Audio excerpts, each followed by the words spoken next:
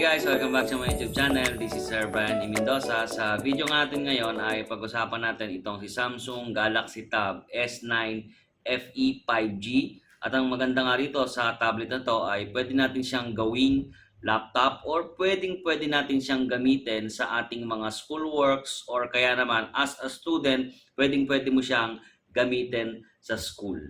Ang kagandahan nga rin sa laptop na to ay pwede natin siyang lagyan ng SIM card para pwede natin siyang gamitin pang internet. Ito na nga guys yung ating unit, si Samsung Galaxy Tab S9 FE 5G na meron nga siyang 128GB na storage at meron siyang 8,000 mAh na battery. Meron nga siyang 10.9 inches sa kanyang display.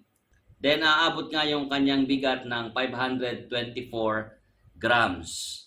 So, tara guys, check natin yung design nito and then i-check na rin natin yung kanyang feature kung maganda ba siyang gamitin. At tapos, iset natin siya sa laptop mode. From tablet mode, isiset natin siya to laptop mode para makita natin kung paano siyang gamitin as laptop na bagay talaga sa mga students or pwede rin sa mga teachers. Or kaya naman, pwede rin natin gamitin for office work. Ang kagandahan nga rito, tablet na siya, tapos pwede mo pa siyang gawing laptop. Then, bukod sa laptop, maganda rin yung kanyang camera. And syempre, napaka-handy na pwede mong dalhin kahit saan compare dun sa laptop na medyo mas malaki siya ng konti compare dito. Itong si Samsung Galaxy Tab S9 FE 5G natin, mas maliit siya, kaya kahit saan pwede nating dalhin compare dun sa laptop. At ang isa pang kagandahan dito, may laptop ka na, may tablet ka na, pwede mo pa siyang lagyan ng SIM card para kahit saan ka magpunta, pwede siyang magamit sa internet. Guys, check na nga muna natin yung ating Samsung Galaxy Tab S9 FE 5G. So sa may ilalim nga nito, makikita natin yung kanyang socket for charging which is Type-C. Tapos andito yung kanyang speaker sa may bandang gilid, sa may ibaba. Dito nga rin natin makikita yung kanyang volume rocker or volume button. Katabi nga nun, andon yung kanyang power button. Then sa may likod nga nito, nakalagay yung ating pen na may nakalagay na Samsung dito. So napakaganda nga nung design dito sa kanyang likod. Dito natin makikita yung kanyang camera. Sa may ibabaw nga nito, makikita natin yung SIM card tray niya kung gusto nating lagyan ng SIM card para kung gusto niyo mag-internet, mapunta kayo sa ibang lugar, hindi niyo na kailangan mag-connect sa Wi-Fi, basta may SIM card ka lang. Isa nga rin guys sa nagustuhan ko rito kay Samsung Galaxy Tab S9 FE 5G ay meron na siyang kasamang case na yung kanyang case nga ay may kasama ng keyboard. So try natin guys ilagay yung ating tablet na may kasamang keyboard and then i-switch natin siya sa laptop mode para makita natin kung paano siyang gamitin. Ito na nga si Samsung Galaxy Tab natin. I-set natin siya sa laptop mode, connected device. Then after nun, click natin yung Samsung DeX. Then start DeX. Ayan.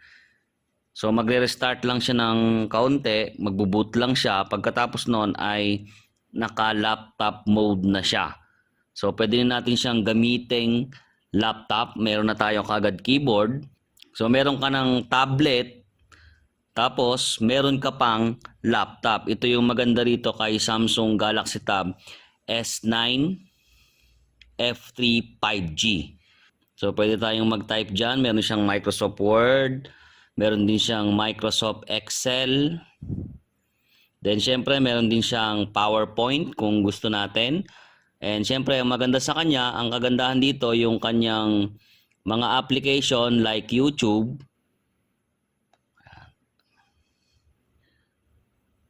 Yan. So, style Android yung kanyang YouTube. At ang gandang manood dito kasi mas malaki yung screen compare doon sa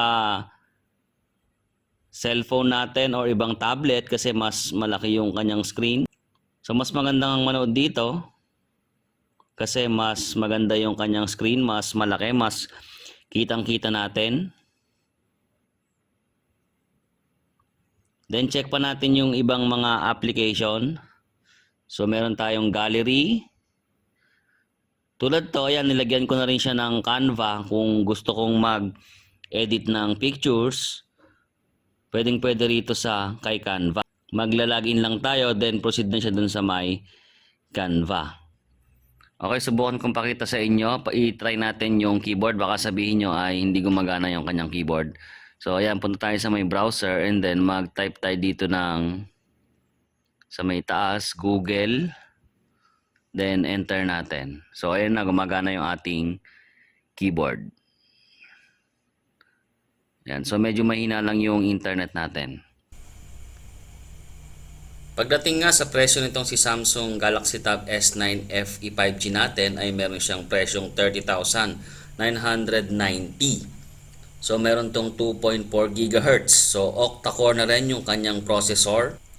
Sulit na sulit nga yung battery nito kasi meron siyang 8,000 mAh kaya naman sobrang tagal niyang malobat. So yun nga guys, na-review natin si Samsung Galaxy Tab S9 FE 5G.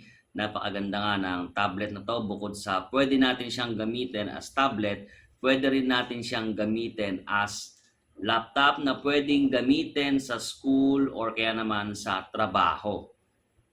So yun nga guys, huwag kalimutang mag-like, mag-comment at syempre mag-subscribe sa ating channel para lagi kayong updated sa mga susunod nating videos. Hanggang dito na lang. Good day sa inyo lahat. Bye-bye.